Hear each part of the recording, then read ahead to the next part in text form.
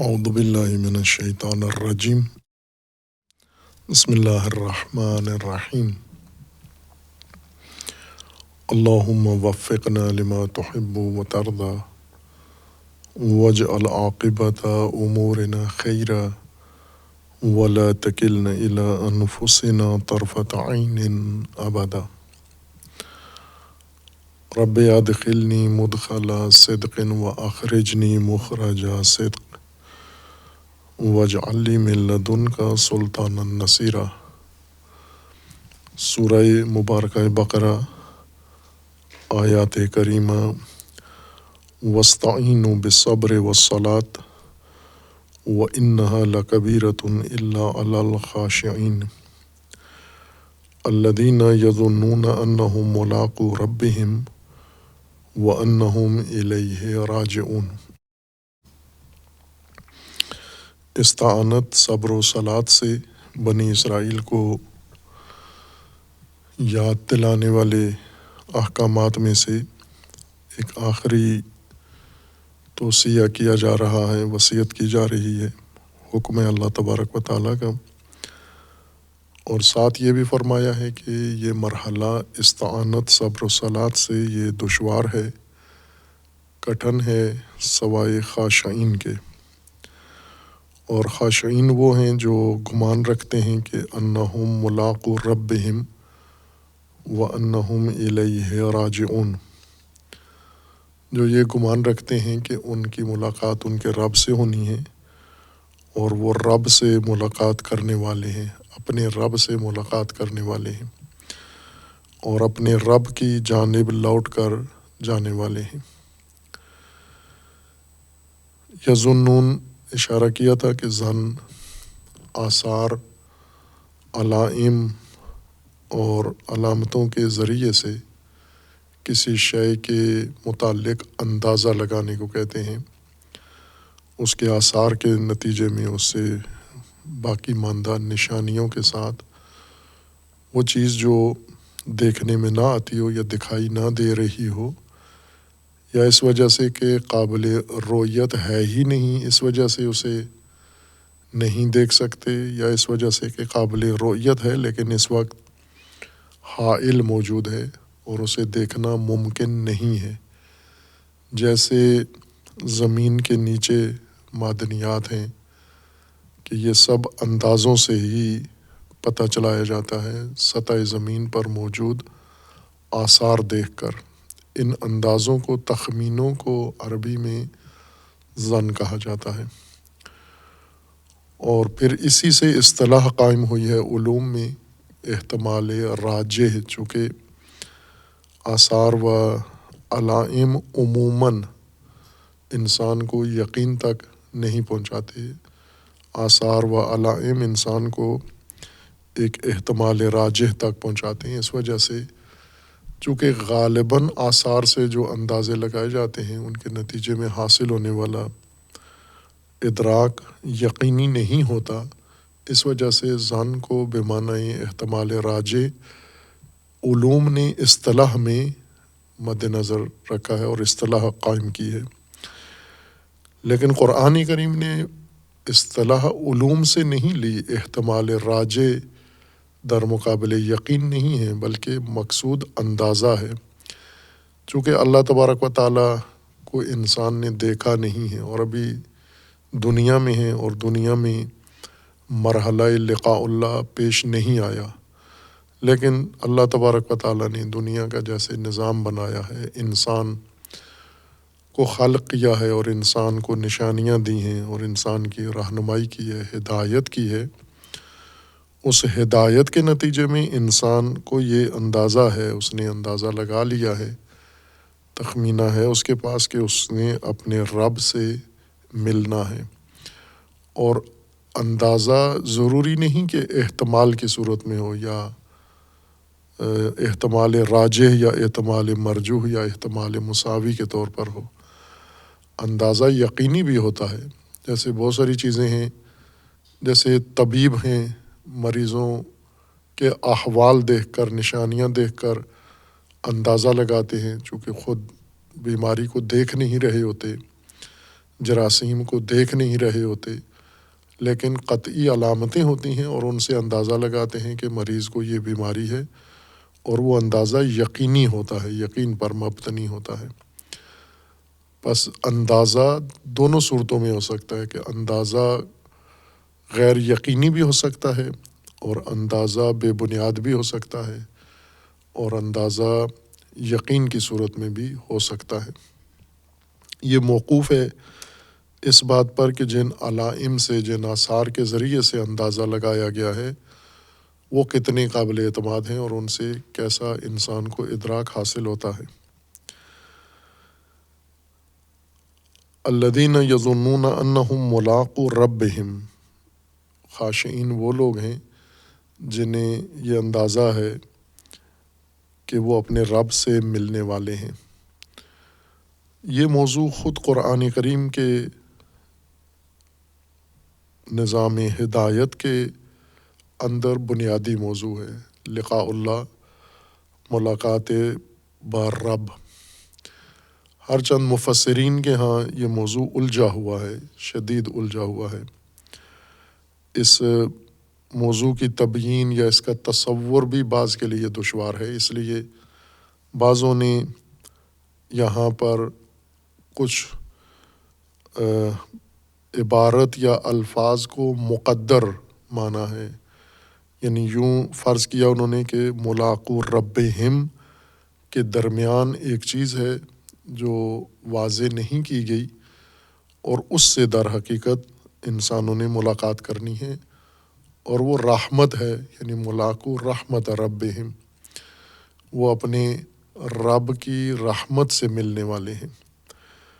یا اپنے رب کے اجر و ثواب سے ملنے والے ہیں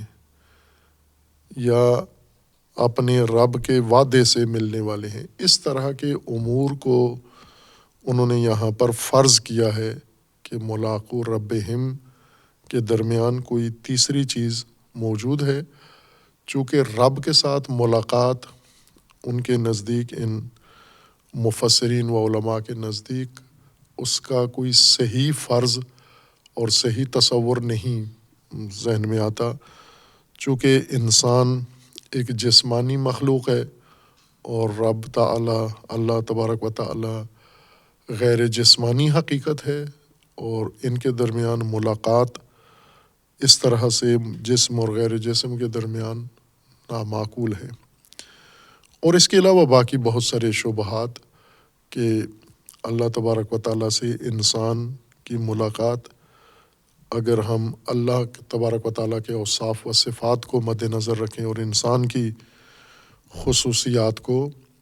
تو نہ موت سے پہلے انسان نے ملاقات کرنی ہے رب سے، نہ کی ہے، اور نہ ہی موت کے بعد کر سکتا ہے۔ خصوصاً اس تناظر میں کہ ملاقات کا معنی بھی ان علماء نے حسب سابق جس طرح دیگر موارد میں کیا ہے، یہاں پر بھی مصداق کو معنی فرض کیا ہے کہ ملاقات دو جسموں کے آپس میں ملنے کو کہتے ہیں۔ دو جسموں کے درمیان جب ملاقات ہو، جب آپس میں دو جسم آپس میں جڑ جائیں اور ایک دوسرے کو مس کریں، اس کو ملاقات کہتے ہیں، یعنی ایک دوسرے کے ساتھ جڑ جائیں، مل جائیں دو جسموں کے ملنے کو ملاقات کہتے ہیں۔ ایک طرف سے ملاقات کا جو معنی ذہن میں رکھا ہے، جس سے انہیں ملاقات رب ناقابل تصور لگی ہے، وہ ملاقات کا معنی ہے، اور دوسرا رب کے بارے میں جو ان کا تصور ہے وہ باعث بنا ہے کہ اس معنی کو اس کے ظاہر کے خلاف معنی کریں۔ ظاہر یہ ہے کہ ان لوگوں کو گمان ہے، ان لوگوں کو آگاہی ہے کہ یہ اپنے رب سے ملاقات کرنے والے ہیں، ملاقو ربہم، خود رب سے ملاقات کرنے والے ہیں، نہ رب کے کسی فعل سے، نہ رب کے درمیان کسی اور اجر سے، ثواب سے، یا کسی متعلق رب سے نہیں، بلکہ خود رب سے ملاقات کرنے والے ہیں۔ خوب، اس کے لیے جن امور کی ضرورت ہے کہ ہم قرآن کریم کے ان معارف و اصطلاحات کو خود قرآن کریم سے ہی ہم سمجھیں، اور دیگر وسائل جب بیچ میں آتے ہیں یا دیگر واسطے آ جاتے ہیں اور پھر قرآن کی تشریحات ان کے ذریعے سے کرتے ہیں، یہاں دشواری پیش آتی ہے۔ ملاقات عربی میں لقا، اس کا ایک لفظ ہے لقا، اور مادہ اس کا لاقیہ ہے یا لاقیہ، لام قاف اور یہ، اور اس سے بہت سارے الفاظ مشتق ہیں، جن میں سے القاء ہے، لقاء ہے، ملاقات ہے، تلاقی ہے، اور متعدد دیگر الفاظ عربی ضوابط قواعد کے مطابق جو ایک مادہ لفظی سے قواعد صرفی اور اشتقاقی قواعد کے مطابق بنتے ہیں الفاظ، اور قانون یہاں بھی وہی ہے، جو اصل مادہ کا معنی ہے وہ تمام اس مادہ سے بنے ہوئے الفاظ کے اندر محفوظ رہے گا، وہ معنی کہیں بھی ختم نہیں ہو جائے گا، حتیٰ اگر ہم مجازی بھی استعمال کریں اس لفظ کا اور اس اصطلاح کا، تو بھی معنی وہاں پر پھر بھی مد نظر رہے گا۔ معنی اگر ختم ہو گیا تو اس لفظ کا مادہ سے تعلق بھی ختم ہو جاتا ہے، اور یہ ایک اور لفظ ہو جائے گا جو کہا جا رہا ہے یا ہم فرض کر رہے ہیں کہ یہ فلاں مادہ سے بنا ہوا لفظ ہے، یہ وہ لفظ نہیں کہلائے گا، وہ شمار نہیں ہوگا۔ ملاقات کا معنی کسی کے روبرو ہونا ہے، کسی شے کا کسی دوسری شے سے روبرو ہونا، ملنا، اس کے قریب ہونا، اتنا قریب ہونا کہ بالکل آمنے سامنے ہو جائیں، اس کو ملاقات کہتے ہیں۔ اور اس کے لیے ضروری نہیں کہ وہ مادی چیزیں ہوں، غیر مادی معنی بھی، دو معنی بھی اگر آپس میں قریب ہو گئے ہیں، ایک دوسرے کے سامنے آ گئے ہیں، ایک دوسرے کے ساتھ جڑ گئے ہیں دو معانی، تو یہ التقاء معانی ہے، یہ ملاقات معانی ہے۔ یا صفات ہیں، دو صفات اگر کسی جگہ اکٹھی ہو جائیں تو یہ التقاء صفات ہے۔ یا اسی طرح اگر احوال، دو حالتیں کسی جگہ اکٹھی ہو جاتی ہیں کسی موضوع کے اندر، کسی محل کے اندر، تو یہ التقاء حالات ہے یا حالتین ہے۔ اگر دو اجسام یا دو مجسم چیزیں کسی جگہ آپس میں مل جاتی ہیں، اکٹھی ہو جاتی ہیں، تو ان کو التقاء کہیں گے، اور وہ اجسام کا التقاء ہوگا۔ دو اجسام کا آپس میں ملنا یہ معنی نہیں ہے، یہ مصداق ہے۔ اصل التقاء دو چیزوں کا آپس میں سامنے ہونا، روبرو ہونا، اور آپس میں ملنا ہے، جڑنا ہے آپس میں۔ فاصلے کے ساتھ ہوں، فاصلہ ہو بے شک دونوں میں مساحت کا، لیکن حائل نہ ہو بیچ میں کوئی چیز۔ مثلاً ایک آدمی دوسرے آدمی کے پاس، جیسے عموماً عرف عام میں جس کو ملاقات کہتے ہیں، اصل معنی بھی ملاقات کا یہی ہے، لیکن یہ انسانوں میں ہے۔ معنی کے لحاظ سے لفظ ملاقات یا مفہوم ملاقات عام ہے کہ انسان ہوں، بے جان چیزیں ہوں، جاندار چیزیں ہوں، حیوان ہو، کوئی سی دو چیزیں اگر آپس میں قریب ہوئی ہیں، آمنے سامنے ہوئی ہیں، تو وہ لقاء ہی کہلائے گی۔ لیکن انسانوں میں رائج ہے، عربی میں، اردو میں، فارسی میں لفظ ملاقات جس معنی میں رائج ہے وہی اس کا اصل معنی ہے۔ جیسے دو انسان آپس میں ملتے ہیں، ایک آدمی دوسرے کے گھر جاتا ہے، اس کے دفتر میں جاتا ہے، اس کے ادارے میں جاتا ہے، یا اس کے علاقے میں جاتا ہے، اور وہاں جا کر اس سے ملتا ہے،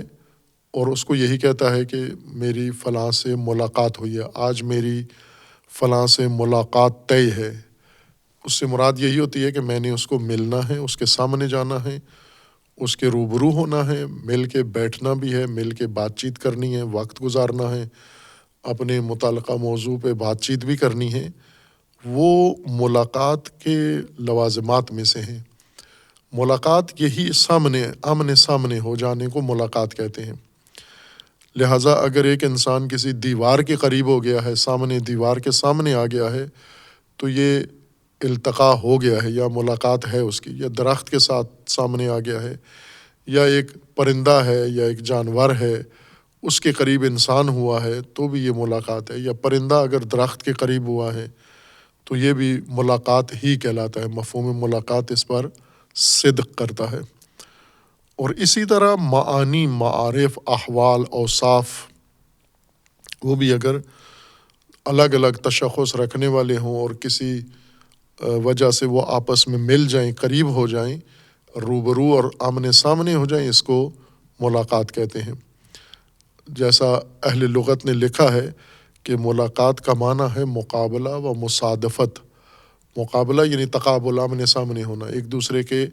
قبال میں آنا، ایک دوسرے کے سامنے آنا، اور ایک دوسرے کے ساتھ مصادفت کرنا یعنی ایک دوسرے کے قریب ہو جانا۔ اور یہ عمومیت رکھتا ہے۔ دوسری طرف سے اللہ تبارک و تعالیٰ کے ساتھ منسوب یا اللہ تبارک و تعالیٰ کے لیے قرآن میں مذکور جو صفات و احوال ہیں وہ سب اسی مشکل کا شکار ہیں کہ اللہ تبارک و تعالیٰ کی ذات کے بارے میں جو تصور انسان قائم کرتا ہے، جو اس نے بنایا ہوا ہے، وہ تصور مطابق نہیں ہے حقیقت کے۔ انسان جو بھی اللہ تبارک و تعالیٰ کا تصور اپنے ذہن میں قائم کرتا ہے، اصل حقیقت اس سے مختلف ہے، حقیقت اس کے مطابق نہیں ہے۔ یہ لاشعوری طور پر انسان کے ذہنوں میں، خواہ علماء ہوں یا عوام ہوں، دونوں طبقات اس مشکل میں پڑے ہوئے ہیں کہ ذہن میں اللہ تبارک و تعالیٰ کے بارے میں کیا تصور رکھیں۔ جو تصور بھی قائم کرتے ہیں وہ نہایتاً مخلوق سے زیادہ قریب ہوتا ہے۔ یعنی انسانوں کے ذہن میں، موحدین کے ذہن میں، خدا پرستوں کے ذہن میں اللہ کا تصور ایک مخلوق ہی ہے جو باقی مخلوقات سے ذرا بڑھ کر ہے، برتر ہے، صفات میں یا قدرت میں، خصوصیات میں۔ فرق جو اصل جوہری فرق ہے مخلوق اور خالق کا، وہ لحاظ نہیں کیا جا سکتا۔ ظرافت موضوع کی ایسی ہے کہ ذہن انسان کا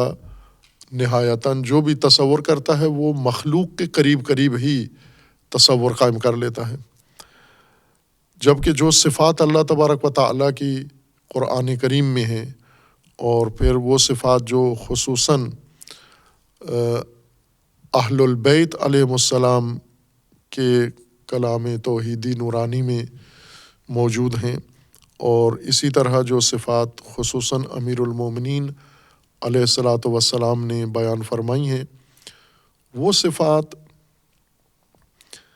اگر انسان اس کے ادراک پر قدرت حاصل کر لے تو وہ انسان کو کسی حد تک رہنمائی کرتی ہیں، لیکن جو رائج یعنی اظہارات میں، تصورات میں، عبارات میں اور کلام میں جو تاثر ملتا ہے وہ حقیقت کے مطابق نہیں ہے۔ چونکہ اللہ تبارک و تعالی اصل ہستی ذات خدا ہے، اور وہ ہستی لامحدود ہستی ہے، محدود نہیں ہے۔ جو انسان سے یہ چیز تصور نہیں ہو سکتی،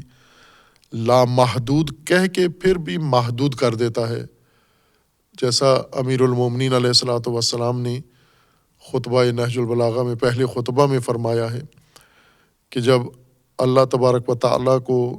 جہت میں، کسی جہت میں انسان لحاظ کرتا ہے، جیسے عموماً عام لوگ کہتے ہیں اوپر والا، اوپر والی ذات، عرش والی ذات، آسمان والی ذات، اوپر والا، خوب یہیں سے اندازہ ہو جاتا ہے کہ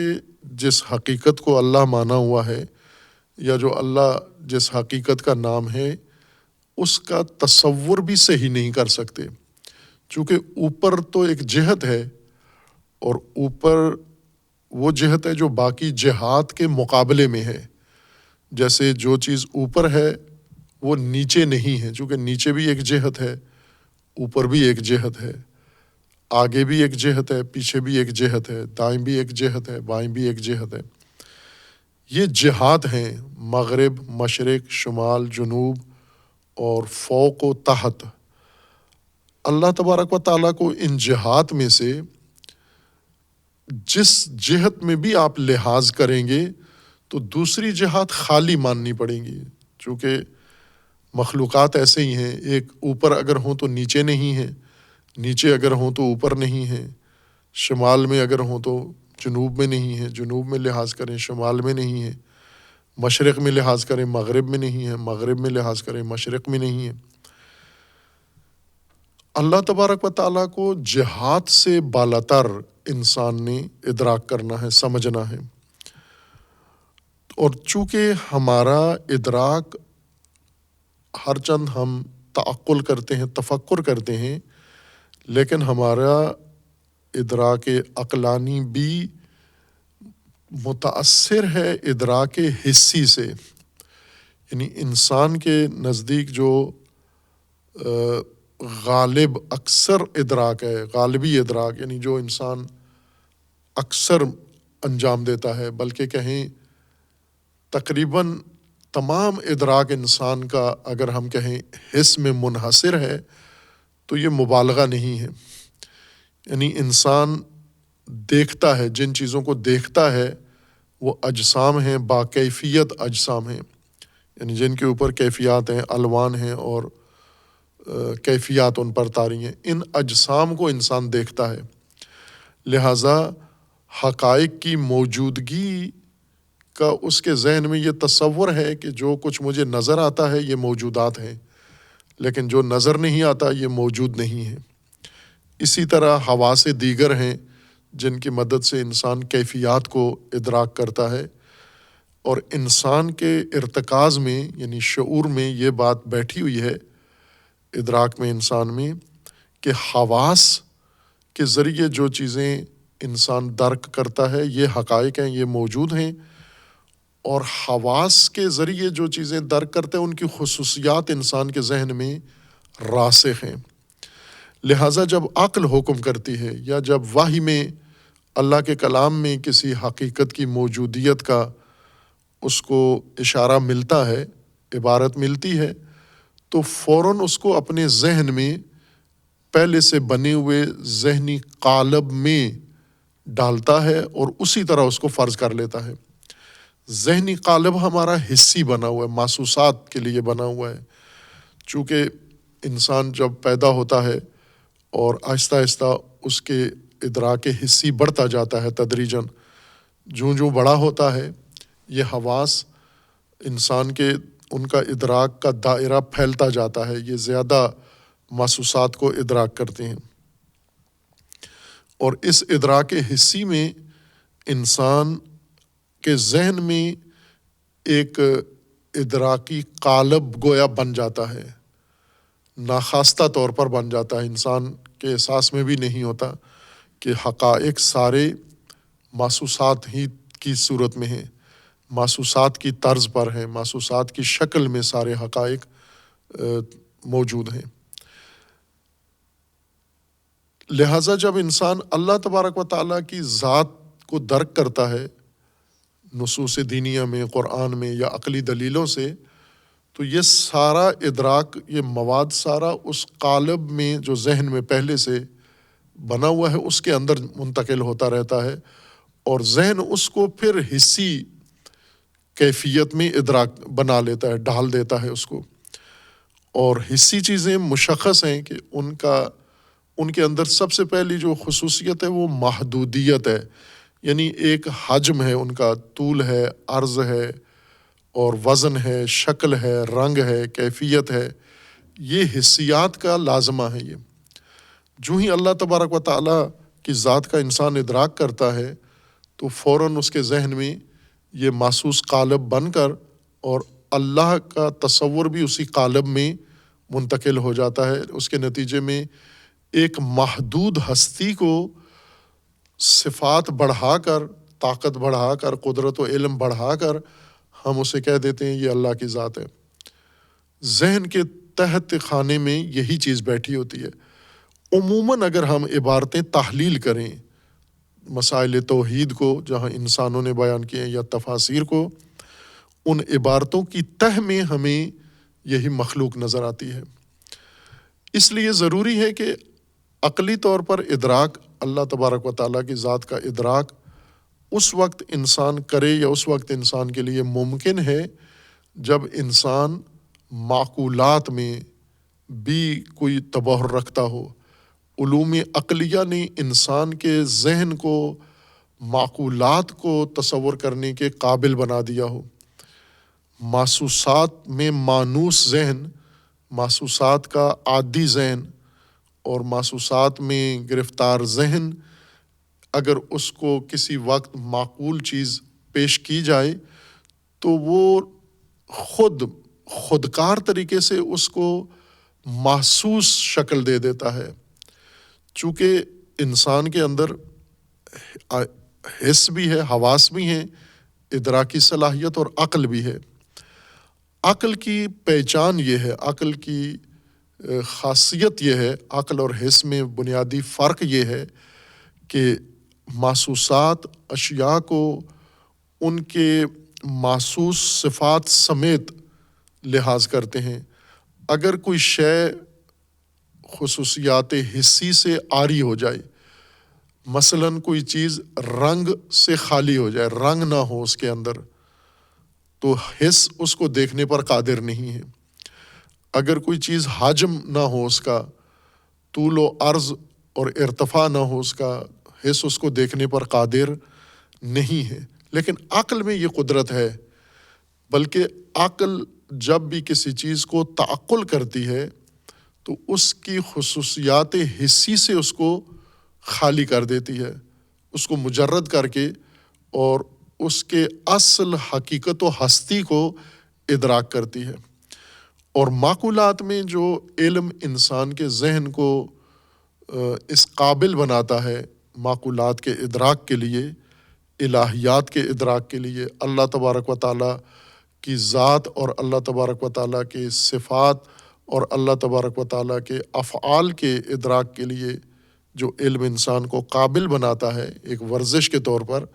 وہ فلسفہ ہے۔ فلسفہ انسان کو ہستی کی پہچان، انسان کے ذہن کو ہستی کی پہچان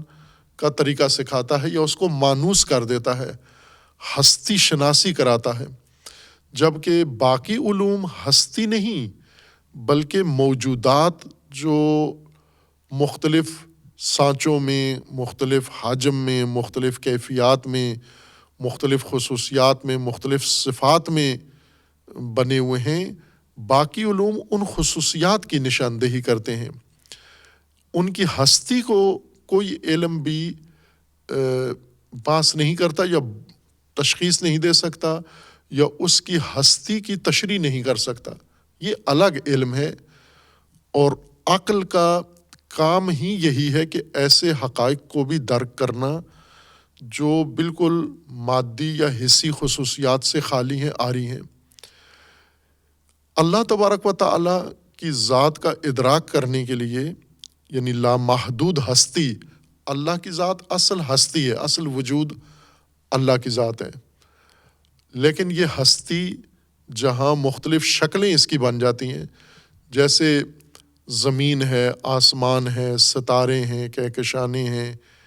اور مختلف قرات ہیں، زمین کے اندر مختلف اشیاء ہیں، فضا ہے، یہ اصل ہستی نہیں ہے، یہ مخلوط ہستی ہے، یہ محدود ہستی ہے۔ یعنی یہ وہ ہستی ہے جو مختلف ٹکڑوں میں بنا دی گئی ہے، تقسیم کر دی گئی ہے، مختلف شکلیں اس کی بن گئی ہیں۔ یہ اس سے بنے ہوئے ہستی سے نکلے ہوئے باقی اعضاء و اجزاء ہیں، گویا یہ اصل خالص ہستی نہیں ہے۔ یہ وہ چیزیں ہیں جن میں ہستی ہے اور ہستی کے ساتھ ساتھ دیگر چیزیں ان میں اضافہ ہو گئی ہیں۔ جیسے ہستی ہے تو اصل ہستی کے ساتھ اس کی کیفیت، اس کی شکل، اس کا رنگ، اس کا طعم، یہ مختلف چیزیں اس میں اضافہ ہو گئی ہیں۔ اصل ہستی کا مطلب یہ ہے کہ نہ یہ حدیں ہوں، نہ یہ پیمائشیں ہوں، نہ یہ کیفیتیں ہوں، نہ یہ خصوصیات ہو، نہ یہ حجم ہو، نہ یہ طول و عرض ہو، کچھ بھی نہ ہو سوائے ہستی کے، سوائے ہونے کے۔ یہ اصل ہستی ہے اور یہی مشکل ہے ادراک، چونکہ انسان نے جب بھی موجودات کو دیکھا ہے، یعنی ہستی کے اجزاء دیکھے ہیں اور ہستی کے چھوٹے چھوٹے حصے اور ٹکڑے دیکھے ہیں، اصل ہستی نہیں دیکھی کسی نے بھی۔ یعنی جیسے ہم نے پانی دیکھا ہے تو پانی خشکیوں کے اندر گھرا ہوا پانی دیکھا ہے ہم نے، سمندر کا پانی دیکھا ہے تو وہ بھی کسی علاقے میں، یعنی اس کا ایک جغرافیہ ہے باقاعدہ، دریاؤں کا پانی ہے باقاعدہ، ایک اس کا راستہ ہے پانی کا، ساتھ اس راستے سے یہ پانی بہہ رہا ہے۔ جھیلوں میں جہاں بھی ہم نے پانی دیکھا ہے، پانی کو کسی جگہ کے ساتھ دیکھا ہے، کسی جغرافیے کے ساتھ دیکھا ہے۔ لہٰذا اگر کوئی ہمیں یہ کہے کہ صرف پانی ذہن میں حاضر کریں، پانی ہو، کاسا نہ ہو، گلاس نہ ہو، جگ نہ ہو، دریا نہ ہو، نہر نہ ہو، حوض نہ ہو، سمندر نہ ہو، بارش نہ ہو، زمین نہ ہو، صرف پانی لحاظ کریں، یہ پانی ہم سے ادراک نہیں ہوتا۔ ہو سکتا ہے چونکہ یہ پانی جو جگہ کے بغیر، حجم کے بغیر، وزن کے بغیر، ناپ تول کے بغیر صرف پانی ہو، یہ عقل ادراک کر سکتی ہے۔ ہم نے جہاں تک آج تک پانی دیکھا ہے وہ آنکھ سے دیکھا ہے، عقل سے کبھی بھی پانی ہم نے ادراک نہیں کیا، آنکھ سے دیکھا ہے، اور آنکھ نے ہمیں مقید اور مشروط اور محدود پانی دکھایا ہے۔ وہ پانی جو کسی جگہ پر ہے، کسی جغرافیے میں ہے، کسی خاص سمت میں ہے، یا رکا ہوا ہے، یا بہہ رہا ہے، یا اس کا حدود اس کی کھلی ہیں، سمندری پانی ہے یا بارش کا پانی ہے یا دریاؤں نہروں کا پانی ہے، جو بھی ہم نے پانی دیکھا ہے وہ ان خصوصیات کے ساتھ دیکھا ہے۔ اصل پانی کسی نے نہیں دیکھا آج تک۔ اصل پانی یعنی یہ چیزیں نہ ہوں اس کے اندر۔ جیسے ایک اور پہلو سے ہم دیکھیں کہ پانی، جیسے عموماً آج کل شاید لوگ اس لفظ کو پانی کا ہی معنی سمجھ بیٹھے ہیں، اردو زبان لوگوں کے لیے منرل واٹر جس کو کہتے ہیں، معدنی پانی۔ یہی جو منرل پانی ہے یعنی معدنی پانی، اس کا مطلب یہ ہوتا ہے کہ یہ خالص پانی نہیں ہے، اس میں معدنیات ہیں۔ یہ پانی زمین سے نکلا ہے، زمین کے اندر معدنیات ہیں، اور وہ معدنیات پانی کے اندر شامل ہیں۔ جیسے عموماً عام معدنیات جن سے انسان آشنا ہے اور کبھی کبھار اس کو کہیں مطالعہ بھی کر لیتے ہیں، اس کا اظہار بھی بعض جگہوں پر ہوتا ہے، یا پانی کی بوتلوں پہ یا پانی کے پیکنگ میں لکھا بھی ہوتا ہے کہ کون کون سے منرلز اور کون کون سی معدنیات اس کے اندر شامل ہیں۔ مثلا نمکیات شامل ہیں۔ پانی کو جب آپ پیتے ہیں تو ساتھ ایک مقدار پانی کے اندر موجود نمکیات کی بھی پیتے ہیں، یعنی وہ معدنیات، وہ مواد جو پانی نہیں ہے، نمک کی اقسام میں سے ہے لیکن پانی کے اندر ہے، پانی میں شامل ہے یہ۔ یا اسی طرح پانی کو اگر تجزیہ کریں تو بیسیوں معدنیات پانی کے اندر ان کے ذرات موجود ہیں، نامرئی، بس خالص پانی نہیں ہے یہ پانی جو جسے ہم خالص سمجھ کے پیتے ہیں۔ باقی پانی آلودہ پانی ہے، منرل واٹر کو ہم خالص کر کے پیتے ہیں، یہ خالص بھی صرف پانی نہیں ہے۔ اگر اس سے معدنیات نکال دی جائیں، جیسا کہ کرتے ہیں بعض طبی ضرورتوں کے تحت یا بعض دیگر ضرورتوں کے تحت، پانی سے مکمل طور پر معدنیات خارج کر دیتے ہیں۔ یہ معدنیات جب بالکل جیسے تقطیر شدہ پانی، قطرے، جب پانی ابلتا ہے اور بخارات بن کے اڑتا ہے اور دوبارہ وہ بخارات پھر پانی کی شکل میں جمع کر لیے جاتے ہیں، تقطیر الماء جس کو کہتے ہیں، قطرہ سازی، اس میں بہت ساری معدنیات پانی سے نکل جاتی ہیں، چونکہ وہ بخارات میں پانی کے ساتھ ساری معدنیات نہیں متصاعد ہوتی، نمکیات نیچے رہ جاتی ہیں۔ یا اور ابھی مصنوعی طریقے، صنعتی طریقے بن گئے ہیں پانی کی تقطیر کے، کہ پانی کو معدنیات سے بالکل خالص کر دیا جائے۔ لیکن یہ جو معدنیات سے خالی پانی ہے، یہ بالآخر کسی ظرف میں ہے، کسی بوتل میں ہے، کسی ظرف میں، کسی برتن کے اندر ہے، پانی کی کسی حوض کے اندر ہے، پانی کی کسی پائپ کے اندر ہے، یعنی پھر بھی یہ پانی محدود ہے، یہ پانی متصف ہے بہت ساری صفات اور جہات کے ساتھ، اور اصل پانی خالص پانی جس میں کوئی اور چیز شامل نہ ہو، یعنی یہ نہ ہو کہ سمندر کا پانی، دریا کا پانی، بارش کا پانی، کھارا پانی، میٹھا پانی۔ یہ کھارا اور میٹھا پانی معدنیات کی بنیاد پر ہوتا ہے۔ کھارا پانی اس کو کہتے ہیں جس کے اندر وہ معدنیات شامل ہو جاتی ہیں جو پانی کے اندر زیادہ مقدار میں وہ چیزیں شامل کر دیتی ہیں جن کے نتیجے میں اس کا طعم کھارا ہو جاتا ہے، یعنی نمکیات کا یا اس طرح کی چیزوں کا اس کے اندر اضافہ ہو جاتا ہے مختلف علاقوں میں۔ یہ جسے ہم میٹھا پانی کہتے ہیں یہ بھی خالص نہیں ہے، یہ بھی معدنیات سے بھرا ہوا ہے۔ بس ایک تو اندرونی ترکیب کے لحاظ سے پانی بہت ساری چیزوں پر مشتمل ہے، اور دوسرا پانی جس جگہ پر یا جس جغرافیے میں ہوتا ہے ان صفات کے اندر گھرا ہوا ہے۔ بس ہم جب بھی پانی دیکھا ہے ہم نے منسوب پانی دیکھا ہے، ہم نے مضاف پانی دیکھا ہے، ہم نے مخلوط پانی دیکھا ہے، ہم نے کسی جگہ پر کسی ظرف میں پانی دیکھا ہے۔ اب اگر ہمیں کہا جائے آپ کے ذہن فقط پانی ظاہر کریں، مشکل ہے۔ اصل پانی کا ادراک ذہن کے لیے مشکل ہے، لیکن وہ شخص کر سکتا ہے جس کا ذہن معقولات میں اتنا راسخ ہو چکا ہے کہ وہ مجردات کو درک کر لیتا ہے، وہ علوم، وہ خالص حقائق کو درک کر لیتا ہے۔ اس ذہن کے لیے ممکن ہے کہ ہستی کو تمام منسوب چیزوں سے عاری کر کے لحاظ کرے۔ پس اصل ذات حق تعالیٰ کے بارے میں جو انسان کا تصور ہے، بنیادی الجھن الہیات کو سمجھنے میں یہاں سے پیدا ہوتی ہے۔ جو بھی صفات ذکر کرتا ہے یا اللہ کے افعال ذکر کرتا ہے یا انسان سے مربوط اللہ کا نظام جب انسان لحاظ کرتا ہے، یا موت اور اس کے بعد اللہ کی بارگاہ میں جانا اور اللہ کی طرف سے انسان کے لیے سزا اور جزا اور بخشش اور اجر و ثواب اور جنت و جہنم، اس میں جو اللہ کی ذات کے بارے میں انسان کا تصور ہے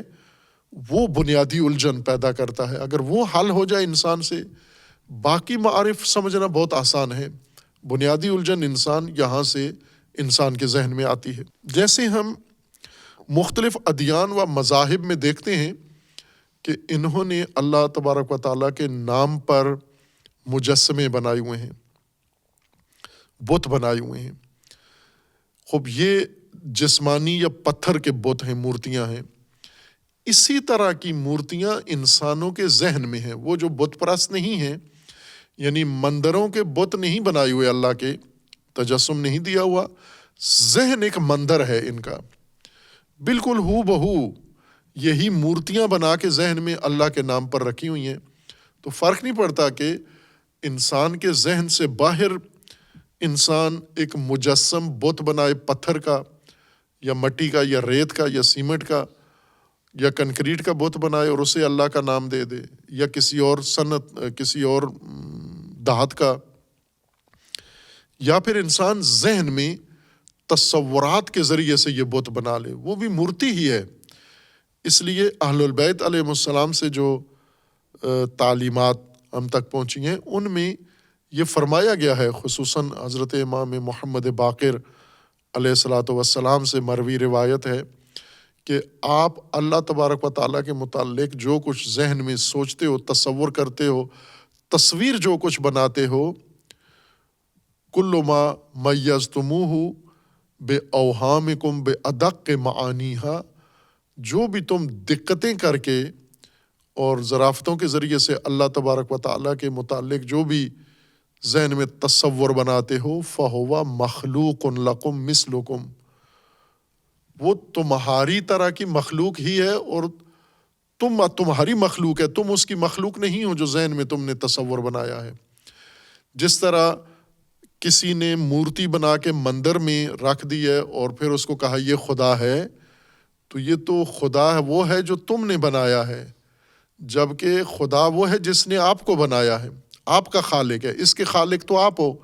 یہ مورتی تو آپ نے بنائی ہے۔ اسی طرح انسان کے ذہن میں جو تصور بنا ہوا ہے، اس کا خالق خود تصور کرنے والا انسان ہے۔ یہ تو حقیقت نہیں ہے، یہ اللہ نہیں ہے۔ یہ امام فرماتے ہیں کہ تمہاری طرح کی مخلوق ہے، اور یعنی اس میں خصوصیت ایک تو یہ کہ یہ مخلوق ہے، اور دوسرا تمہاری مخلوق ہے، تمہاری ایجاد کردہ ذہنی صورت ہے یہ اللہ نہیں ہے۔ لیکن ہم اسی کو بٹھا کر اللہ مان کر پھر سارے احکام و صفات اس کی طرف منسوب کر دیتے ہیں۔ خوب یہاں سے پھر الجھن پیدا ہو جاتی ہے، اور اس کے علاوہ فراوان ہے۔ یہ باب بہت اہم ہے توحید کا، کہ اگر انسان یہ قدرت پیدا کر لے اللہ تبارک و تعالیٰ کے بارے میں صحیح تصور نہیں بھی اگر آتا، کم از کم یہ غلط تصور انسان ذہن سے چھوڑ دے کہ یہ نہیں ہے، یہ جو میرے ذہن میں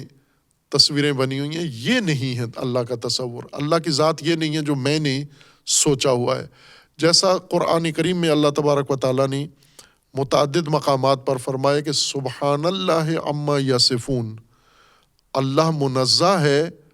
برتر ہے اس سے جو یہ صفات بیان کرتے ہیں،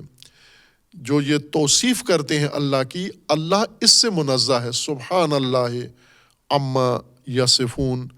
یعنی جو کچھ یہ لوگ توصیف کرتے ہیں، اللہ کی صفت بیان کرتے ہیں، اللہ کا وصف بیان کرتے ہیں، اللہ ویسا نہیں ہے۔ یہ تسبیح انسان اگر سیکھ لے کہ اللہ تبارک و تعالیٰ وہ نہیں ہے جو ہم توصیف کرتے ہیں، تو پھر بھی بہت سارے معارف قرآن کے ہمیں سمجھ میں آنا شروع ہو جاتے ہیں، جس میں سے ایک اہم مطلب یہی لقائے رب ہے، اللہ تبارک و تعالیٰ سے ملاقات کرنا ہے۔ یہ آیات اور اس طرح کی آیات جن میں اور فراوان ہیں، متعدد ہیں قرآن کریم میں، کئی آیات ہیں ایسی، دسیوں آیات ہیں جن میں لقاء اللہ کا ذکر موجود ہے۔ ہم چند ایک آیات مشاہدہ کرتے ہیں اس تصدیق کے لیے کہ لقاء اللہ قرآن کریم میں موجود ہے، مسلمات میں سے ہے، اور انکار جو لقاء خدا کا انکار کرتے ہیں ان کی مذمت، ان کی سرزنش اور ان کی توبیخ بھی قرآن کریم میں ذکر کی گئی ہے۔ سورہ مبارکہ بقرہ میں اس آیہ کے علاوہ، آیہ 46 کے علاوہ جس میں ملاقات رب کا ذکر ہے، سورہ بقرہ کی آیہ 249 میں پھر ملاقات اللہ کا ذکر ہے اسی لہجے کے ساتھ۔ قال الذین یظنون انہم ملاقو اللہ کم من فئۃ قلیلۃ غلبت فئۃ کثیرۃ باذن اللہ۔ وہ ماجرا حضرت طالوت کا، جب وہ مختصر سی فوج لشکر لے کر جالوت کے مقابلے میں نکلے، اور وہ فوج راستے میں چھانٹی ہوتی گئی، قدم قدم پر اس میں افراد نکلتے گئے، کچھ کو خود حضرت طالوت نے نکال دیا جو منظم نہیں تھے، جو مطیع نہیں تھے، اور کچھ خود چلے گئے بدگمان ہو کر، اور راستے میں مشکلات دیکھ کر خود چھوڑ گئے، اور ایک بہت قلیل سا گروہ حضرت طالوت کے ساتھ پہنچا جالوت کے مقابلے میں، آیا 249 میں ہے۔ اور جب وہ قلیل گروہ، تھوڑا سا گروہ، مختصر گروہ جالوت کی ایک بہت بڑے لشکر کے سامنے جا کر کھڑا ہوا، تو یہ بہت تھوڑے لوگ تھے، انہوں نے کہا کہ ہم تو مقابلہ نہیں کر سکتے ان کا، یہ بہت ہیں، زیادہ ہیں، ہم تھوڑے ہیں۔ وہاں پر قال الذین یظنون انہم ملاقو اللہ، وہاں پر اسی چھوٹے سے گروہ میں کچھ لوگ تھے ایسے، روایات میں ہے کہ وہ 2 بھائی تھے، دو بندے تھے فقط جنہوں نے یہ بات کی،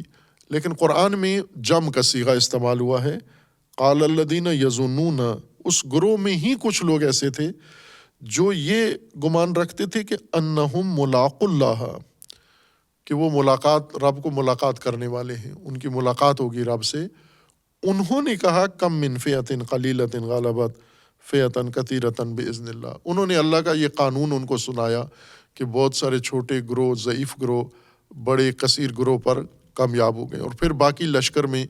یا باقی گروہ میں بھی ہمت آئی اور انہوں نے ان کا ساتھ دیا۔ یہ بھی سورہ بقرہ میں ہے۔ سورہ ہود میں انہم ملاقو ربہم، یہ اپنے رب سے ملنے والے ہیں، یا سورہ بقرہ میں پھر ہے واتقوا اللہ واعلموا انکم ملاقوہ، کہ تم اللہ سے ملاقات کرنے والے ہو۔ یا سورہ انشقاق میں بہت خوبصورت آیت ہے، یا ایھا الانسان انک قادح الی ربک قدحا فملاقیہ، اے انسان تو اپنے رب کی طرف، سورہ انشقاق آیت 6 میں ہے کہ انسان تو اپنے رب کی طرف مشقت کے ساتھ، سختی کے ساتھ جا رہا ہے، اور یہ جو تو اپنے رب کی طرف جا رہا ہے، اس قدح، اس سختی کے سفر کے بعد فملاقی ہے، تو اپنے رب سے ملنے والا ہے، تیری ملاقات تیرے رب سے ہونی ہے۔ اور اسی طرح آیات ہیں مختلف دیگر الفاظ کے ساتھ، جو لوگ یعنی مذمت ہے ان لوگوں کی جو لقاء اللہ کا انکار کرتے ہیں۔ سورہ انعام آیا 31 میں ہے، قد خسر الذین کذبوا بلقاء اللہ، جو لقاء اللہ کی تکذیب کرتے ہیں، جھٹلاتے ہیں کہ نہیں ہونی ملاقات، یہ خسارے میں ہیں۔ اسی طرح سورہ اعراف کی آیا 51 کے اندر ہے، فَالْيَوْمَ نَنْسَاهُمْ كَمَا نَسُوا لِقَاءَ يَوْمِهِمْ هَذَا، کہ وہاں لقاء ہے لیکن اللہ کا ذکر نہیں ہے، قیامت کا ہے۔ اور وَالَّذِينَ كَذَّبُوا بِآيَاتِنَا وَلِقَاءِ الْآخِرَةِ حَبِطَتْ أَعْمَالُهُمْ قَدْ خَسِرَ الَّذِينَ كَذَّبُوا بِلِقَاءِ اللَّهِ وَمَا كَانُوا مُهْتَدِينَ، سورہ یونس میں ہے۔ اور اسی طرح جو امید رکھتے ہیں، فَمَنْ كَانَ يَرْجُو لِقَاءَ رَبِّهِ فَلْيَعْمَلْ عَمَلًا صَالِحًا، اسی طرح متعدد آیات قرآن کریم کے اندر موجود ہیں جو لقاء اللہ پر تاکید کر رہی ہیں، اصرار کر رہی ہیں کہ یہ ایک حتمی چیز ہے، یقینی و مسلم امر ہے کہ انسان نے اللہ سے ملاقات کرنی ہے۔ سورہ روم میں ہے، وَإِنَّ كَثِيرًا مِّنَ النَّاسِ بِلِقَاءِ رَبِّهِمْ لَكَافِرُونَ، بہت بڑی تعداد لوگوں کی، ان لوگوں کی ہے جو اپنے رب کے ساتھ ملاقات کا انکار کرتے ہیں، کفر کرتے ہیں، لقاء کو نہیں مانتے۔ اور اس طرح جو چند ایک آیات اور ممکن ہے ہم تفسیر میں بھی ان کی طرف رجوع کریں معنی لقاء کو سمجھنے کے لیے۔ اصل مطلب قرآن میں مسلم ہے کہ انسان کی ملاقات قرآن نے ذکر فرمائی ہے، اللہ تبارک و تعالیٰ نے، اللہ تبارک و تعالیٰ کے ان وعدوں میں سے ہے کہ تم نے آخر کار اللہ کو لقاء کرنی ہے، اور اس لقاء کی کیفیت بھی ذکر کی گئی ہے، یعنی کس طریقے سے، کس مرحلے سے گزر کے انسان نے ملاقات تک پہنچنا ہے۔ اور ظاہر ملاقات جیسے انسان کی انسان سے ہوتی ہے، اس طرح نہیں ہے۔ جن لوگوں نے ملاقات کو تعویل کیا ہے، توجیہ کیا ہے کہ رحمت رب سے ملاقات ہوگی اور اجر خدا سے ملاقات ہوگی، ثواب سے ملاقات ہوگی، جنت و جہنم سے ملاقات ہوگی، نہ کہ اللہ تبارک و تعالیٰ سے، یہ اس وجہ سے کرتے ہیں کہ ملاقات میں تو جیسے انسان کی انسان سے ہوتی ہے، تو یہ فرض کرتے ہیں کہ انسان نے اگر اللہ سے ملاقات کرنی ہے تو اس طرح جیسے نعوذ باللہ انسانوں کی طرح اللہ بھی قیامت میں انسان سے ملاقات کرے گا، جیسے دو انسانوں کی ہوتی ہے یا دو اجسام کی ملاقات ہوتی ہے۔ نہ، اصل معنی لقاء میں یہ خصوصیات شامل نہیں ہیں، بلکہ اس لقاء کو قرآن نے خود تمثیل کے ساتھ بھی ذکر کیا ہے کہ کس طرح یہ لقاء ہوگی اور کس کیفیت کے ساتھ یہ لقاء ہوگی۔ اور وہ اصول جو قرآن کریم نے ذکر کیے ہیں، وہ خوبصورت لفظ ہے، وہ خوبصورت اصطلاح ہے، اپنے مقام پر انشاءاللہ اسے ہم وضاحت سے بیان کریں گے۔ یہاں پر معنی لقاء کی، لقاء اللہ، اللہ سے ملاقات کی وضاحت کے لیے، یعنی اس معنی کے صحیح تصور کے لیے کہ کس طرح یہ ملاقات اللہ تبارک و تعالیٰ نے لکھی ہے اور بیان کی۔ اور انسان، یہ جو سورہ انشقاق کی آیت ہے کہ انسان قدح کر رہا ہے، مشقت کے ساتھ، سختی کے ساتھ اپنے رب کی طرف جا رہا ہے، یہ جانا کس طرح سے ہے؟ اس کے لیے قرآن نے جو اصطلاح استعمال کی ہے وہ ہے لفظ مسیر، میم صاد یہ رے، مسیر، جو لفظ سارا سے بنا ہے۔ عربی زبان میں لفظ صاد الف رے، سارا، سارا سے مسیر بنا ہے، اور اسی سے ایک اور سارا سے لفظ بنا ہے سیرورت، صاد یہ رے وو ریتے کولتے سیرورت یا مسیر جو متعدد آیات ہیں قرآن کریم کی، سورہ بقرہ میں ہے اور سورہ بقرہ آیا 285 میں ہے، وَقَالُوا سَمِعْنَا وَأَطَعْنَا غُفْرَانَكَ رَبَّنَا وَإِلَيْكَ الْمَصِيرُ، تیری جانب ہے مصیر۔ اسی طرح سورہ آل عمران میں ہے وَيُحَذِّرُكُمُ اللَّهُ نَفْسَهُ وَإِلَى اللَّهِ الْمَصِيرُ، تمہارا مصیر اللہ کی طرف ہے۔ اور وَلِلَّهِ مُلْكُ السَّمَاوَاتِ وَالْأَرْضِ وَمَا بَيْنَهُمَا وَإِلَيْهِ الْمَصِيرُ۔ مختلف آیات ہیں یہ آیات بھی لقاء کی ہی آیات ہیں، لیکن یہ لقاء کا جو عملی طریقہ ہے جس کو ہم اردو لفظ استعمال کرتے ہیں، یعنی انگریزی کا لفظ ہے اردو میں استعمال کرتے ہیں پروسیجر، ملاقات کا جو پروسیجر ہے جس سے مرحلے کو طے کر کے انسان نے آخری مرحلہ ملاقات کا جہاں فراہم ہونا ہے وہ سیرورت ہے۔ سیرورت کے ذریعے لقاء کی منزل پر انسان نے فائز ہونا ہے۔ سیرورت کا مطلب ہوتا ہے سارا ہونا، سارا عربی لفظ ہے جو ادبیات میں اس کے متعلق زیادہ ادیب لوگ بحث کرتے ہیں، خصوصاً علم نحو میں جب عربی قواعد و ضوابط بیان کیے جاتے ہیں تو وہاں پر یہ کانا سارا بحث کی جاتی ہے کہ کانا جو بہت زیادہ استعمال ہوا ہے قرآن مجید میں لفظ کان اللہ غفورا رحیمہ یا کان اللہ رحیمہ، اور اسی کے ساتھ یہ لفظ بھی جوڑ کے بیان کیا جاتا ہے سارا۔ ان دونوں کو نحو میں ادیب ان کے لفظی عمل کی وجہ سے ذکر کرتے ہیں کہ یہ دو لفظ یا ان جیسے اور کانا و اخوات کانا کی امثال کانا جو لفظ ہیں عمل کے لحاظ سے کہ یہ دیگر الفاظ کو اپنے مبتدا کو کیا حرکت زبر زیر پیش میں سے کیا دیتے ہیں اور اس کے بعد جو مبتدا کے بعد خبر ہے اس کو یہ کیا دیتے ہیں اور معنی ان کا کیا ہوتا ہے۔ اس لیے ادیبوں نے ان سے بہت بحث کی ہے۔ سارا کا معنی وہاں بھی یہی کرتے ہیں، ہو گیا، اس کا مطلب سارا یعنی ہو گیا۔ سرنا ہم ہو گئے، سر تو میں ہو گیا، سرتا تو ہو گیا، سارا ہو گیا۔ اور سیرورت ہونے کا مطلب یہ ہے کہ انسان اور باقی کائنات ساری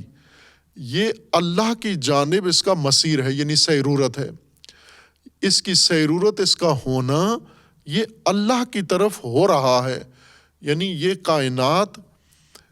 بن نہیں گئی ساری مکمل طور پر اور بن کر چل رہی ہے۔ جیسے ایک گاڑی ہے، کچھ مرحلہ فیکٹری میں بن رہی ہے، ہم کہتے ہیں گاڑی آپ کی بن رہی ہے، ابھی جب بن کے مکمل ہو جائے، گھر ہے بن گیا ہے، پھر ایک وقت ایسا آتا ہے کہ یہ بن کے مکمل ہو جاتا ہے، انسان کو دے دیا جاتا ہے، انسان اس میں رہائش اختیار کرتا ہے یا بنی ہوئی گاڑی میں بیٹھ کے سفر کرتا ہے۔ لیکن اس سے پہلے کا جو مرحلہ ہے اس کو کہتے ہیں یہ گاڑی بن رہی ہے، گھر بن رہا ہے، فلاں سامان بن رہا ہے، کارخانے فیکٹری میں کوئی چیز بن رہی ہے یا ورکشاپ میں کوئی چیز بن رہی ہے، یا مثلا کھانا بن رہا ہے، روٹی بن رہی ہے، سالن بن رہا ہے۔ یہ بنانے کے اور بننے کے مراحل انسان جو روزمرہ انجام دیتا ہے آشنا ہے اس سے۔ اللہ تبارک و تعالیٰ نے کائنات کو جو بنایا ہے تو کس طرح بنایا ہے کہ کائنات بن رہی ہے، نہ کہ بن چکی ہے، بن رہی ہے۔ اور یہ چیزیں آج کسی حد تک اس کی جھلک موجودہ سائنس نے، نیچرل سائنسز نے، تجربات نے بھی دیکھ لی ہے۔ مخصوصاً اس وقت جو بڑی ٹیلیسکوپ انسان نے ترقی کر کے، محنت کر کے، مشقت کر کے مطالعہ کائنات کے لیے جو ذریعے وسیلے بنائے ہیں، اور اس کی پیش رفتہ ترین جو ٹیلیسکوپ اس وقت انسان نے بنائی ہے جیمز ویب کے نام سے، جو بہت عجیب و غریب قسم کے کائنات کے اسرار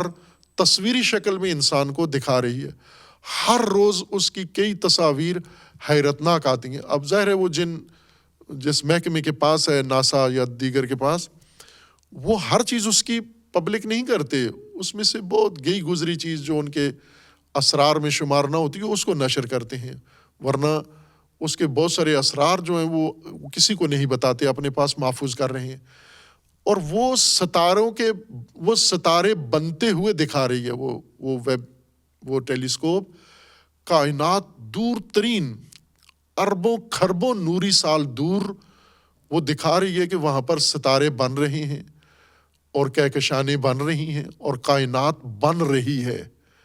بس کائنات بن رہی ہے، نہ کہ بن چکی ہے، ساری کائنات بن رہی ہے۔ اور یہ بنتے بنتے مثلاً ہم جو سمجھتے ہیں زمین بن چکی ہے، اب بن کر حرکت میں ہے، نہ، زمین بھی بن رہی ہے، اور زمین کے اوپر جتنی چیزیں ہیں وہ ساری حالت سیرورت میں ہیں، یعنی بن رہی ہیں۔ انسان بن نہیں گیا، انسان بن رہا ہے، انسان حالت سیرورت میں ہے۔ کب یہ بننے کا مرحلہ کب ختم ہوگا؟ وہی اسی کا نام قیامت ہے، اسی کا نام اختتام ہے۔ مثلا انسان کا بننا موت سے متوقف ہو جائے گا، یہ بننا، مادی بننا، لیکن باقی وجود پھر بنتا رہے گا انسان کا۔ یہ مادی مرحلہ یہاں جس میں انسان خود شامل ہے بنانے میں، یہ موت تک ہے، اور موت کے ساتھ ہی ختم ہو جائے گا یہ مرحلہ۔ خب جب انسان بن رہا ہے، جس طرح کائنات بن رہی ہے، جس طرح ہم خود اشیاء بناتے ہیں گھر میں، کچن میں کھانے بناتے ہیں، روٹیاں بناتے ہیں، مختلف اپنی ضرورت کی غذائیں بناتے ہیں، پھر ہم فیکٹریوں میں مختلف چیزیں بناتے ہیں، کارگاہوں میں مختلف چیزیں بناتے ہیں، گھر بناتے ہیں، شہر بناتے ہیں، اور متعدد انسان دن رات لگا ہوا ہے، بنانے میں لگا ہوا ہے۔ اور جو چیز بن رہی ہے اس پہ غور کریں کہ یہ ابھی بن رہی ہے، اور اسی مرحلے میں ابھی کائنات ہے، بن رہی ہے، سیرورت ہے، انسان حالت سیرورت میں ہے، بن رہا ہے۔ قرآن نے اس کے مثلا یہاں مشین میں جو چیز بن رہی ہے تو معلوم ہے کیا بن رہی ہے، کیا بننے جا رہی ہے۔ مثلا ایک خام مواد ہے وہاں پڑا ہوا، کوئی خام مال ہے پڑا ہوا ہے، ابھی پتہ ہی نہیں ہے اس نے کیا بننا ہے، لیکن فیکٹری والے کو پتہ ہے کہ یہ آخر میں مثلا اس نے سریا بننا ہے، یہ جو پتھر آپ کو پڑا ہوا نظر آتا ہے یہ آخر میں لوہے کی کوئی چیز بننی ہے۔ یہ جو آپ کو گندم نظر آتی ہے اس نے آخر میں مثلا سوجی بننی ہے، اس نے بسکٹ بننا ہے، اس نے سیویاں بننی ہے، اس میں آٹا بننا ہے، اس نے روٹی بننی ہے، اس نے بیکری میں کوئی چیز بننی ہے۔ اسے پتہ ہے یہ کیا، مثلا یہ گندم یہ بن نہیں چکی، یہ گندم بن رہی ہے، ابھی دانہ بنا ہے، یا اس سے بھی پہلے چلی جائیں، پہلے پودا بنا ہے، پھر پودے پہ دانہ بنا ہے، پھر دانے سے آٹا بنا ہے، پھر آٹے سے آگے مختلف مصنوعات بنی ہیں، پھر وہ آٹا انسان نے تناول کیا ہے، وہ کھانے سے انسان کا خون بنا ہے، خون سے انسان کا جسم بنا ہے، جسم سے آگے انسان کی روح ہے، اور یہ سب بن رہا ہے، یہ سیرورت ہے۔ مرحلہ بے مرحلہ یہ چیزیں بنتی جا رہی ہیں، یعنی یہ وہی گندم کا دانہ ہے جو اس وقت انسان کی شکل میں موجود ہے، یا اس وقت روح کی شکل اختیار کر چکا ہے، یہ وہی گندم کا دانہ ہے۔ یہ بنتے ہوئے کدھر جا رہا ہے، کہاں بن کے پہنچ رہا ہے؟ اللہ، لقاء اللہ تک پہنچ رہا ہے، اللہ تک پہنچنا ہے۔ اس کو اللہ تبارک و تعالیٰ نے خام خلق کیا ہے تاکہ یہ بنے اور بن کر اپنے رب تک پہنچے، اپنے بنانے والے تک پہنچے۔ یہ ابھی یہ خام ہے، ابھی یہ ناقص ہے، ابھی یہ مادی ہے، لیکن جب یہ بنتا جائے گا، بننے کا مطلب یہ کہ کامل تر ہوتا جا رہا ہے، کمال کے بعد کمال اس کے اندر آ رہا ہے، فضیلت کے بعد فضیلت اس کے اندر آ رہی ہے، ایک ایک ہستی کا مرحلہ طے کرتا جا رہا ہے، اور جوں جوں یہ بنتا جا رہا ہے نقائص دور ہوتے جا رہے ہیں، کمال حاصل ہوتا جا رہا ہے، نکھرتا جا رہا ہے۔ اور اسی طرح جاتے جاتے جب یہ بالکل ان سارے نقائص سے بری ہو جائے گا، اس وقت آگے فقط ہستی ہے، اور وہ ہستی، اسی ہستی کا نام اللہ تبارک و تعالیٰ ہے، اور یہ اسی ہستی میں اب یہ اس قابل ہوا ہے کہ اس ہستی سے جا ملے جا کر۔ اس موضوع کو فلاسفہ نے اور عرفاء نے زیادہ خوبصورت بیان کیا، چونکہ یہ آیات فقہی آیات نہیں ہیں، یظنون انہم ملاقو ربہم وانہم الیہ راجعون، یہ آیات مربوط ہیں ہستی شناسی سے، اور یہ آیات مربوط ہیں اللہ تبارک و تعالیٰ کی ذات سے، اور یہ دونوں موضوع فقہ کے نہیں ہیں، فقہ کا موضوع خدا شناسی اور ہستی شناسی نہیں ہے یا کائنات شناسی نہیں ہے، یہ موضوع ہے علم فلسفہ کا اور علم عرفان کا۔ لہٰذا یہ جو سیرورت کا مرحلہ ہے لقاء کا، یہ انہوں نے زیادہ خوبصورتی سے بیان کیا ہے۔ وہ مفسرین جن کو ان علوم سے سروکار ہے،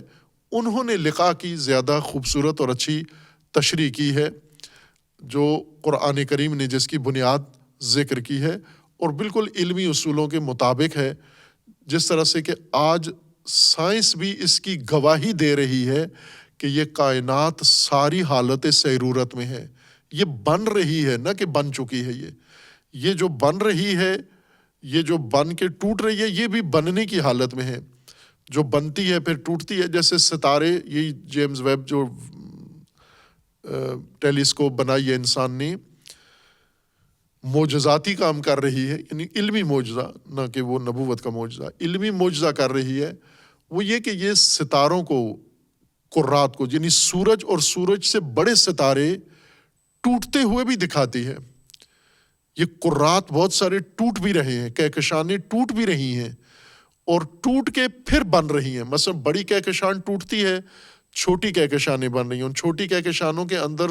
توڑ پھوڑ ہوتی ہے تو اس کے اندر ستارے بنتے ہیں، ستارے ٹوٹتے ہیں، ان سے دوسرے ستارے اور سیارے بنتے ہیں، اور یہ اربوں کھربوں سالوں سے، یعنی وقت تعین نہیں کر سکتے کہ یہ کب سے یہ کام شروع ہے۔ یہ مسلم ہے کہ جیسا بیان کیا گیا کہ یہ ازل سے یہ کام شروع ہے، یہ خلقت کا اور سیرورت کا۔ خلقت کو اللہ نے سیرورت کے نظام میں ڈال دیا ہے، اور سیرورت نے اس تمام کائنات کے موجودات کا رخ اللہ کی طرف کیا ہوا ہے، اور ان تمام موجودات نے وہاں پہنچنا ہے۔ انسان کو بیچ میں آگاہی بھی دے دی گئی ہے کہ تیری منزل اللہ کی ذات ہے، تو نے وہاں پر پہنچنا ہے۔ لقاء اللہ تیری منزل ہے، جو مقصد خلقت ہے تمہارا، وہاں پہنچنا ہے تم نے، اور وہاں نکھر کے پہنچو گے، نتر کے پہنچو گے۔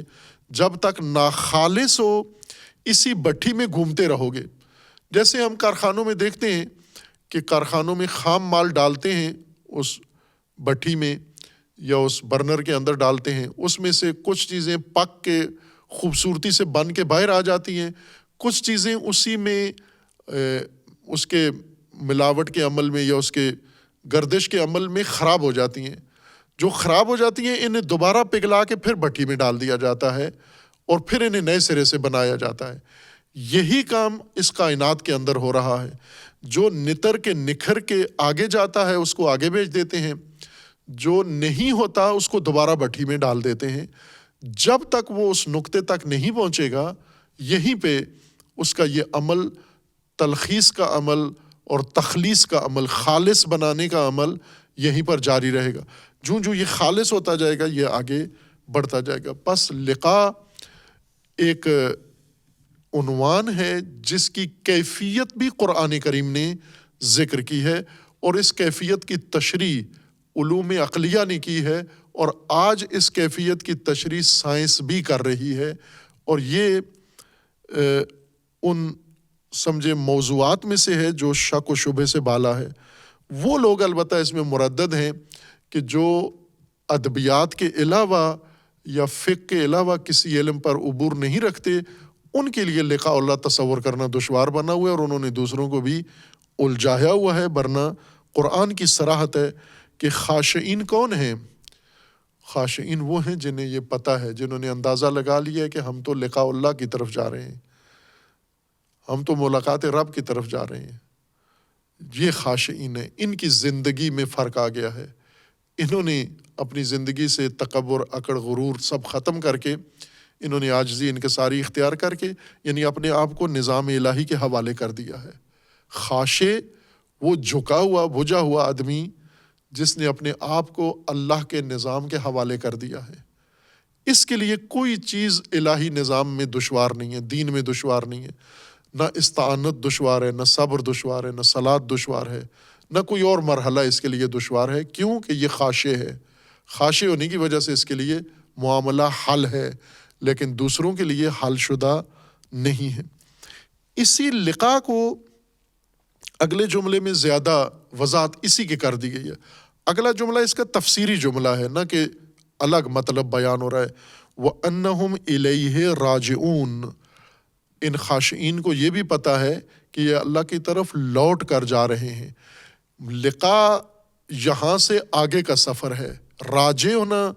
یہ پیچھے کی بات بھی بتا جائے گی کہ یہ جو ابھی اللہ کی طرف جا رہا ہے یہ اللہ کی طرف یوں نہیں کہ یہاں پیدا ہوا ہے، پیدا ہو کے اللہ کی طرف جا رہا ہے، یہ آیا بھی اللہ ہی کی طرف سے تھا چونکہ رجوع کر رہا ہے. رجع رجوع پلٹنے کو کہتے ہیں، یعنی جہاں جس نقطے پہ شے ہو وہاں سے نکل کے وہیں آ جائے، اس کو رجوع کہتے ہیں. پس یہ لقاء رجوعی رجتی لقاء ہے، یعنی انسان آیا بھی اسی منبع ہستی سے ہے، اللہ تبارک و تعالیٰ سے آیا ہے اور اب اللہ کی طرف پلٹ کر جا رہا ہے. یہ مطلب جیسے سمجھ میں آ گیا کہ میں اللہ کی طرف سے آیا ہوں اور اللہ کی طرف پلٹ کے جا رہا ہوں، یہ خاشع ہے. اور اتفاقاً یہ خاشع اس کے لیے یہ صبر کیوں دشوار نہیں ہے؟ چونکہ یہی وہ شخص ہے کہ اللہ تبارک و تعالیٰ اس کو صبر سازی کے مرحلے سے بھی گزارتا ہے، جو آیت کریمہ ہے وَلَنَبْلُوَنَّكُمْ بِشَيْءٍ مِّنَ الْخَوْفِ وَالْجُوعِ وَنَقْصٍ مِّنَ الْأَمْوَالِ وَالْأَنفُسِ وَالثَّمَرَاتِ فَبَشِّرِ الصَّابِرِينَ الَّذِينَ إِذَا أَصَابَتْهُمْ مُصِیبَةٌ قَالُوا إِنَّا لِلَّهِ وَإِنَّا إِلَيْهِ راجعون. خب یہ آیہ کریمہ اس پوری کیفیت کو بتا رہی ہے کہ انسان کو پہلے اس بٹھی میں ڈالا جاتا ہے آزمائش کی، جس میں صبور بنتا ہے، صابر بنتا ہے. اور یہ صابر اس کو کہاں سے پتا ہم لقائے رب کی طرف جا رہے ہیں،